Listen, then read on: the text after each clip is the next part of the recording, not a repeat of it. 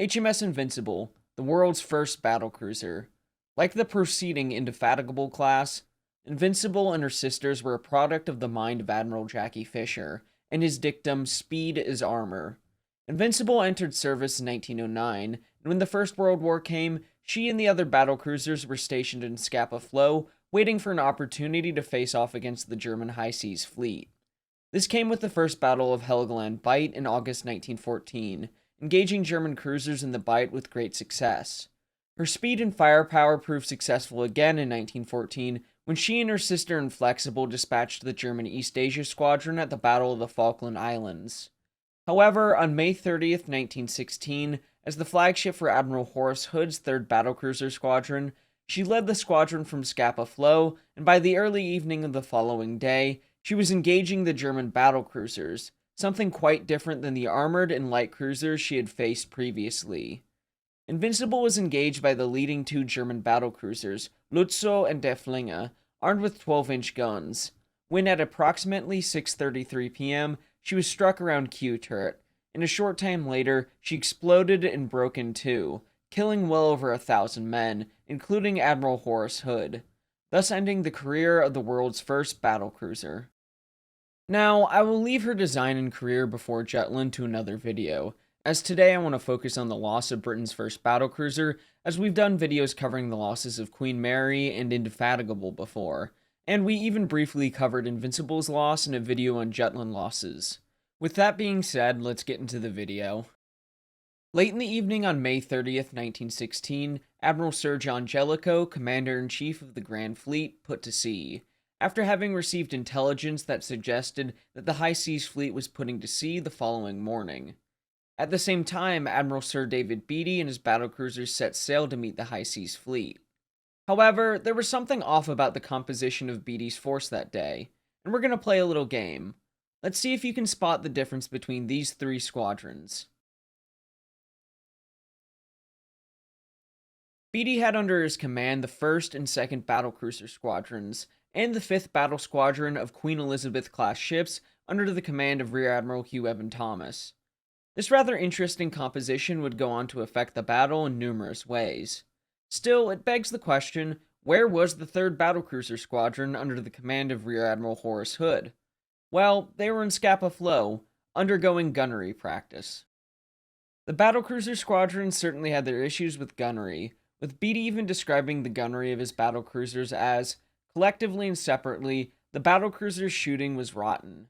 One of the explanations was the fact that the Firth of Forth, where the battlecruisers were stationed, did not have a gunnery range near them, and therefore they were unable to carry out sufficient gunnery practice. Admiral Jellicoe decided to rectify this by bringing each battlecruiser squadron up to Scapa Flow, squadron by squadron, to do heavy caliber firing on the ranges developed near Scapa Flow, where Robert K. Massey in Castles of Steel, Britain, Germany, and the winning of the Great War at Sea writes this: to plug the gap in Beatty's ranks while some of his battlecruisers were away, Beatty was to get what he wanted. The Queen Elizabeth would join him at Rosyth. Accordingly, in the 3rd week of May, Rear Admiral Horace Hood's 3rd Battlecruiser Squadron, Invincible, Inflexible, and Indomitable, was detached from Beatty for 3 weeks of gunnery practice, while Rear Admiral Hugh Evan Thomas's 5th Battle Squadron, the 5 Queen Elizabeths, came south to bolster Beatty. Not everyone was pleased with this decision. As Massey continues, Hood was displeased by the order. "This is a great mistake," he said. "If David Beatty gets these ships, the Queen Elizabeths, with him, nothing will stop him from taking on the whole German fleet if he gets the chance." Once the 5 super dreadnoughts arrived, Queen Elizabeth herself went into Rosyth dry dock, leaving Beatty with 4. With the 3 Invincibles gone north and Australia still in dry dock, Beatty's force now consisted of 6 battlecruisers plus 4 fast battleships. This was the force he led at Jutland.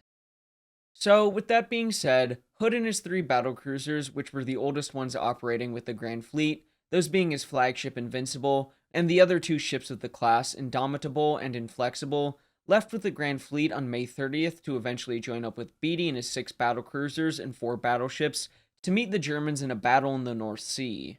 By the following afternoon at 2:30, Hood was operating some 21 miles ahead of the main battle fleet in a scouting role, being escorted by several light cruisers and destroyers. Admiral Jellicoe had also thought that Beatty might need the assistance of his other battlecruisers, as just a little over an hour later, Beatty was engaging the German 1st Scouting Group and all 6 of their battlecruisers. So Hood, at 4:05, was signaled by the CNC Jellicoe to proceed immediately to support battlecruiser force. Hood rapidly ordered his ships to 25 knots to assist Beatty, where we turned to Midshipman John Croom on Indomitable during this time. We could feel the vibration as speed was increased, and the grim calm of suppressed excitement settled on everybody. At this moment, the grizzled old sergeant major came up to me to report everything in the turret correct, and I noted the curious fact that for the first time since I'd been in the turret, he saluted me with perfect precision that he reserved for Marine officers, an honor not previously accorded to me as a sailor of tender years. I thought that perhaps there was at least one old-timer who felt as excited as I did myself. This coming from Jutland 1916, Death in Grey Waters by Nigel Steele and Peter Hart. Hood, Invincible, and the 3rd Battlecruiser Squadron raced across the North Sea to get to Beatty, but the weather was turning, it was becoming misty, and soon enough a fog set in, something that would affect the shooting in the battle. Hood had steered his ships on a slightly too easterly course. Hearing firing to the northwest, the battlecruisers of the 3rd Battlecruiser Squadron steered to investigate. By this point, it was a little past 5:40 p.m., and Beatty had already reversed course after having lost Indefatigable and Queen Mary, and nearly his flagship Lion. Beatty was soon to come into sight of both Hood and Jellicoe, bringing up the rear with the main battle fleet. Hood soon saw one of his escorting cruisers, HMS Chester, who had gone to investigate smoke to the west. Remember, the weather was turning.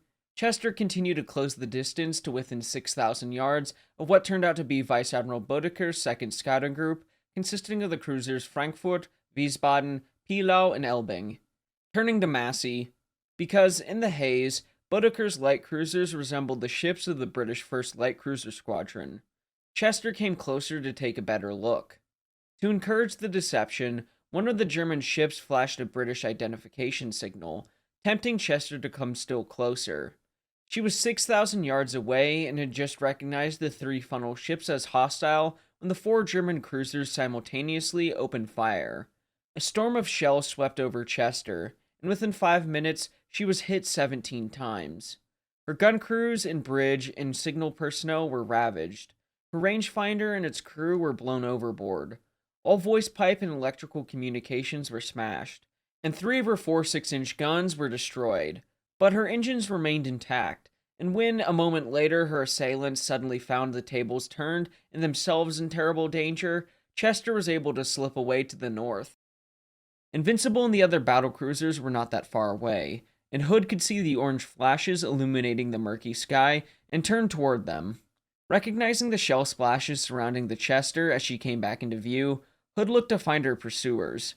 Where before the heavy guns began to open fire, this is what John Croom has to say about the firing of a 12-inch gun in one of the Invincible class. A full charge for a turret gun consists of a projectile weighing the best part of a ton and 4 quarter charges, each weighing about 55 pounds.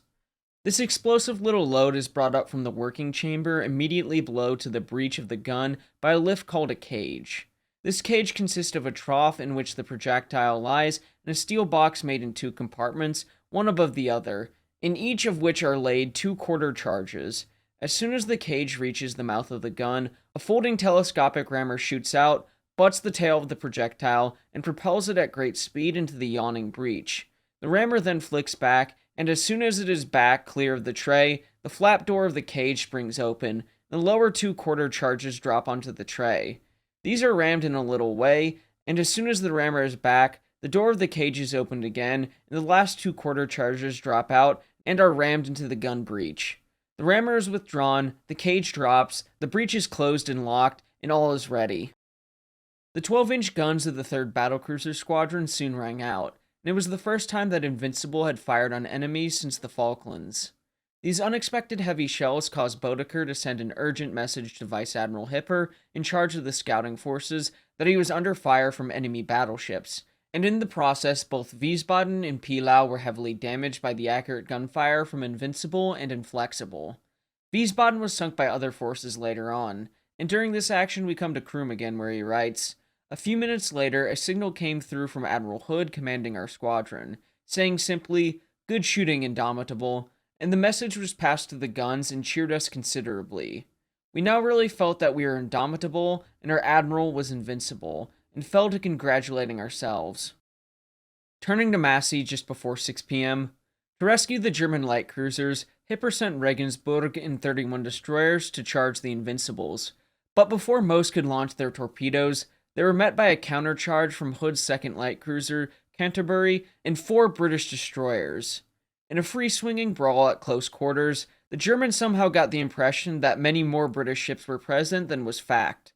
As a result, the Germans only fired 12 torpedoes, after which the 31 destroyers turned back.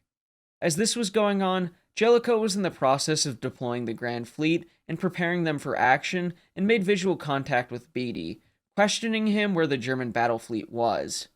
Beatty did not know at that moment, but it soon became evident that they were not too far behind, with Jellicoe writing, "It became apparent by the sound of the heavy firing that the enemy's heavy ships must be nearby, and the Lion, which was sighted at that moment, signaled at 6:06 p.m. that the enemy's battlecruisers bore southeast. Meanwhile, at about 5:50 p.m., I had received a wireless report from Commodore Goodenough, commanding the 2nd Light Cruiser Squadron, to the effect that the enemy's battlecruisers bore southwest from their battle fleet, that his battle fleet bore northeast from his battlecruisers. Meanwhile, Hood had continued west in search of Beatty, where he saw the Grand Fleet approaching on his starboard bow. At that same time, on his port bow, he saw a Lion charging east towards him, where we get a description from stoker Sidney Blackman on HMS Inflexible. At that time, I happened to lift the deadlight to have a look out. Invincible was steaming away from us. We were just ready to follow, and she was a glorious sight that I will never forget. A huge bow wave and a white wake, her smoke streaming back and her battle flag flying.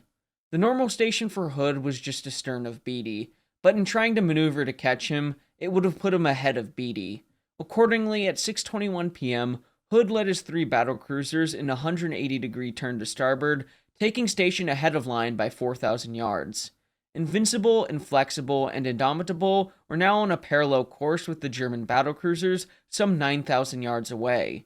The same battlecruisers that had battered the 1st and 2nd Battlecruiser Squadrons several hours prior. Admiral Hood turned his ship's 12-inch guns onto the German ships with very accurate gunfire, as they had just come from gunnery practice at Scapa Flow.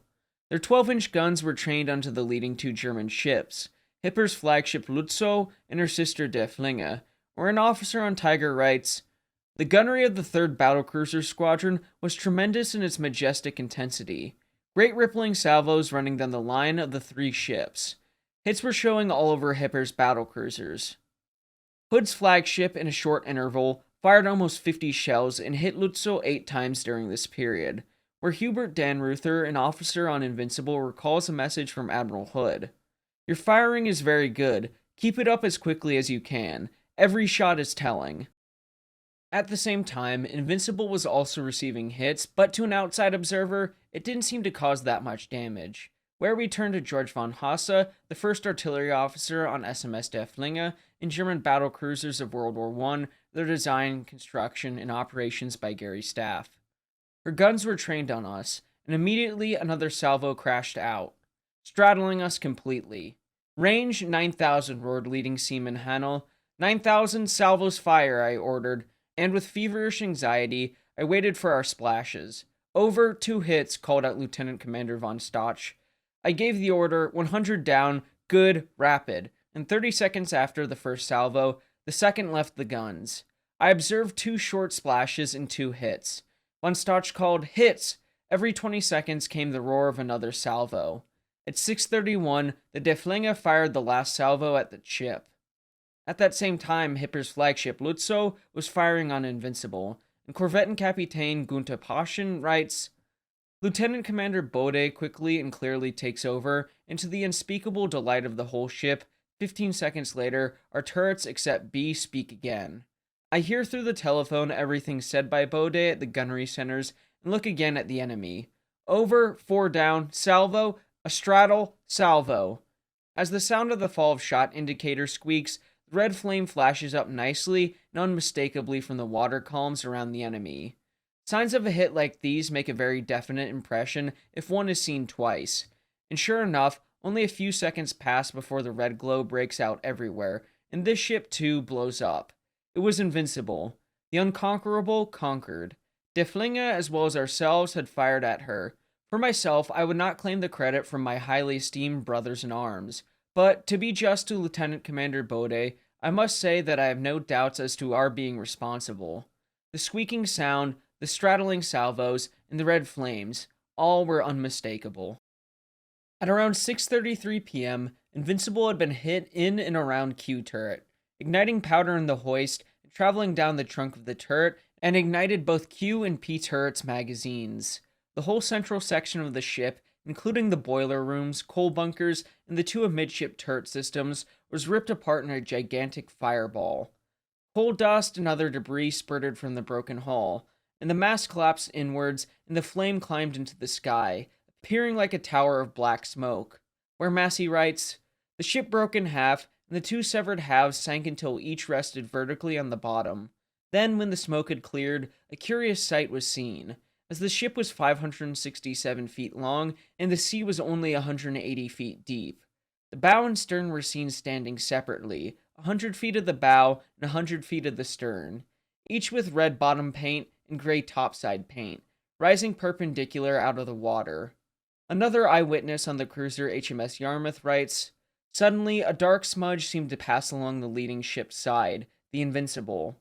Then she disappeared into a huge cloud of smoke and flame. The upper bridge awning was blown high above the smoke and looked like a huge parachute with the iron stanchions that supported it dangling below it. As soon as the force of the explosion was over, the whole thing plunged into the sea. It was awful that a ship could go in seconds like that. Not so much the ship, but those living souls with her." 1,025 out of her 1,031 men, including Admiral Horace Hood, were killed. Those 6 men were picked up, allowing us to hear some of their stories. One of those stories belongs to Royal Marine Brian Gasson, who was at his post as the rangefinder for the ill-fated Q turret, who writes, "Suddenly, our starboard midships turret, manned by the Royal Marines, was struck between the two 12-inch guns and appeared to me to lift off the top of the turret, and another of the same salvo followed. The flashes passed down to both midship magazines, containing 50 tons of cordite. The explosion broke the ship in half. I owe my survival, I think, to the fact that I was in a separate compartment at the back of the turret with my head through a hole cut in the top. Some of the initial flash must have got through to the compartment, as I was burnt on the hands, arms, and head. Luckily, my eyes escaped. I must have instinctively covered them with my hands. The rangefinder and I had only a light armor covering. I think this came off, and as the ship sank, I floated to the surface." Another survivor, Commander Dan Ruther, who we quoted from earlier, writes about his survival. "She went down with a crash, and I was pushed out of her. When I came up to the surface again, I was a bit out of breath, and I saw a target floating by, so I went to it and got on it, and I found 2 other fellows there. The bow and the stern were right up, leaning out of the bottom." Not everyone in the battle had witnessed the explosion, leading to events like this captured by a 19-year-old midshipman on the battleship Bellerophon as the Grand Fleet passed the wreck. During the lull, we came out of the turrets to get some fresh air, and there, floating around us, was a whole mass of bodies and debris. Some of our sailors were cheering because they thought they were Germans, but unfortunately, they were from the Invincible. It was a terrible experience, and my first experience of death. Another ship that had not witnessed the explosion was the destroyer Badger, which Beatty had dispatched to the area to pick up survivors. And as the crew had not witnessed it, they assumed it was a German wreck, and they were picking up prisoners. Where a lieutenant on the destroyer wrote after the fact, "As we neared the wreck, we could see the water all around thick with flotsam and jetsam, mainly composed of floating seamen's kit bags, with a few hammocks scattered amongst them.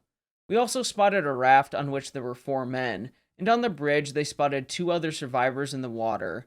By orders from the captain, I lowered and sent away the whaler, with our gunner in charge armed with a service revolver. The captain brought the ship alongside the raft, and I waited with our doctor and the armed guard ready to receive the German survivors. Judge of my surprise when the raft was almost alongside to see a Commander Royal Navy, a Lieutenant Royal Navy, and 2 seamen ratings on it. In my surprise, I forgot to dismiss the armed guard, who, no doubt, considering that it was that for which they were there, wanted to seize on the unfortunate survivors as we hauled them on board. However, I quickly sent the guard away and apologized to the commander, who only treated it as a joke. The commander was marvelously self-possessed. I can hardly understand how to this day, a man after going through what he had, could come on board us from the raft as cheerily as if he was joining a new ship in an ordinary course of events.